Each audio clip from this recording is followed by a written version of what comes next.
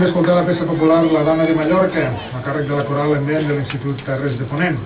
I tot seguit escoltarem el text de l'Associació de Dones Albada, en el seu 20è aniversari, a càrrec de Carme Tantull, la seva presidenta.